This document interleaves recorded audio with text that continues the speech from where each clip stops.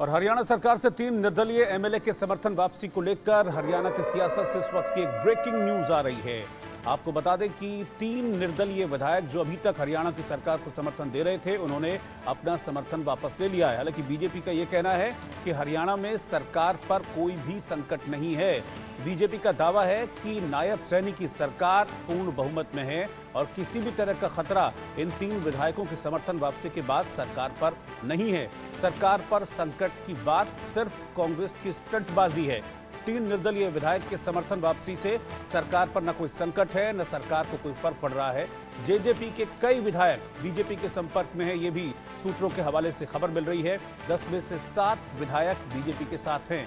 आपको मैं ये बता दूं कि हरियाणा में कुल 90 सीटें हैं विधानसभा की, जिनमें सरकार बनाए रखने के लिए 46 विधायकों का समर्थन जरूरी है। अतुल प्रताप सिंह मेरे सहयोगी इस वक्त साथ में जुड़ रहे हैं, हमारे हरियाणा चैनल के संपादक हैं अतुल, सबसे पहले तो मैं यही जानना चाहूंगा, किसी तरह का कोई संकट जैसा कि बीजेपी दावा कर रही है कि नहीं हमको कोई फर्क नहीं पड़ रहा है, न सरकार को फर्क पड़ रहा है, कोई संकट सरकार पर नहीं है? बिल्कुल सही कहा रोहित आपने कि सरकार पर कोई संकट नहीं है। और जैसा आप अपने दर्शकों को बता भी रहे थे कि जो बहुमत का आंकड़ा है वो पहले 46 का था, लेकिन अभी मैं आपको बता दूं कि असल में आप सदस्यों के गणित को समझिए, विधानसभा की संख्या बल को समझिए। 90 में से फिलहाल हम चर्चा 88 पर करेंगे। क्यों? उसका कारण बताता हूं। पहला कारण है कि मनोहर लाल खुद चुनावी मैदान में है, विधायकी से इस्तीफा दे चुके हैं, तो वहां पर उपचुनाव होना है। दूसरा, निर्दलीय विधायक के तौर पर रणजीत सिंह चौटाला मैदान में थे, जीते थे और अब वो बीजेपी में शामिल हो गए और अपनी विधायकी से वो भी इस्तीफा दे चुके हैं, तो 2 तो वैसे ही माइनस कर दीजिए। अब 88 में जो आपको बहुमत का आंकड़ा चाहिए वो चाहिए 45 का। अभी फिलहाल बीजेपी के पास अपने 40 हैं, उसके अलावा 3 निर्दलीय विधायक हैं, उसके साथ साथ हलोपा का एक का समर्थन है, तो यानी कुल मिलाकर आंकड़ा पहुंचता है 44 का। अब आप कह सकते हैं कांग्रेस के अंदाज में कि सरकार अल्पमत में है, लेकिन ऐसा नहीं है। जो आप अपने दर्शकों को बता रहे थे कि जजपा के जो विधायक हैं उनका समर्थन है, और जब हमने देखा था गठबंधन टूटा था उस वक्त में जजपा के तमाम विधायकों ने खुलकर समर्थन किया था। वो अलग बात है कि बाद में वो सदन से बाहर चले गए थे और व्हिप जारी कर दिया गया था। मौजूदा जो गणित है उस गणित को आप समझिए कि कांग्रेस ने एक बड़ा दांव खेला और उसी वजह से खुद हुड्डा साहब ने या फिर उनके जो प्रदेश अध्यक्ष हैं कांग्रेस के हरियाणा में उदय भान, उन्होंने कहा कि सरकार अल्पमत में है लेकिन सरकार पूरी तरह से सुरक्षित है। और इसी वजह से नायब सैनी खुद मीडिया के सामने जब आए, उनसे सवाल पूछा गया तो उनका कहना था कि कुछ लोग रिकॉर्ड बनाना चाहते हैं, मन बहलाना चाहते हैं, तो मन बहलाने के लिए गालिब ख्याल अच्छा है।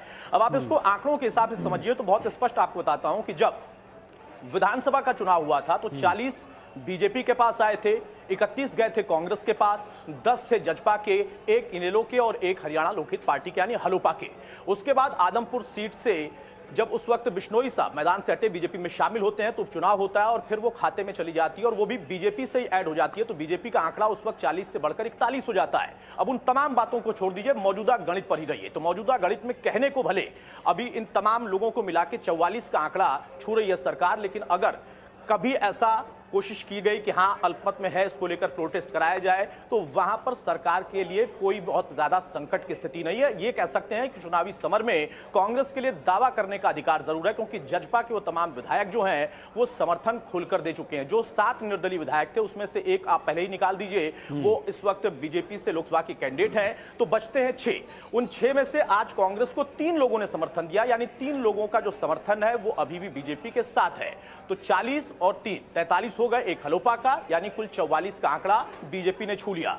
अब कांग्रेस के अंदाज में इसको आप समझिए तो वो कहेंगे कि नहीं 45 चाहिए, यानी 1 कम है। तो 1 कम की जगह जैसा आप दर्शकों को बता रहे थे कि जजपा के कम से कम 7 विधायक ऐसे हैं जो कि बीजेपी को खुला समर्थन दे चुके हैं और टच में भी है।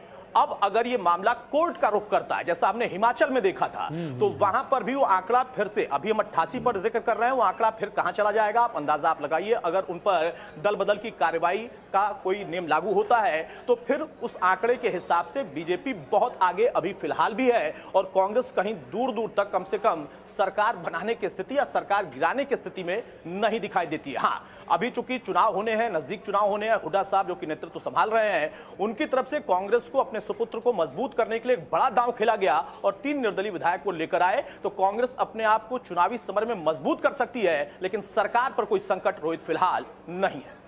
मतलब अगर मैं आपकी बात को समझकर इसको ऐसे कहूं कि ये गेम दरअसल कांग्रेस के लिए नहीं, ये गेम दरअसल हुड्डा साहब ने अपने बेटे के लिए खेला है, जिसका आप जिक्र भी कर रहे थे, तो वो शायद ज्यादा मुफीद होगा।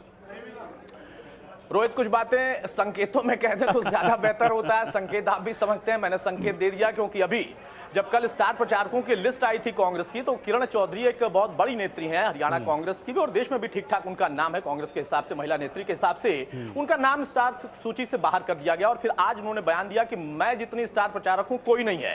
तो निशाना उन्होंने भी साधा था वहीं पर, और वही बात आप कह रहे हैं कि सारी कवायद की गई है कांग्रेस की तरफ से, और खासतौर से हरियाणा में जब कांग्रेस की बात होती है तो हुड्डा साहब का जिक्र आता है, इसीलिए टिकट में भी उनकी छाप दिखाई दी, स्टार प्रचारकों में भी उनकी छाप दिखाई दी। आज 3 निर्दलीय विधायकों को अगर तोड़ा गया या उनका समर्थन प्राप्त किया गया तो वहां पर सरकार को गिराने का या अल्पमत होने का दावा तो कर दिया गया, लेकिन केंद्र बिंदु कौन था वो मुझे बताने की जरूरत नहीं है। रोहित, बहुत शुक्रिया अतुल आपका इस जानकारी के लिए।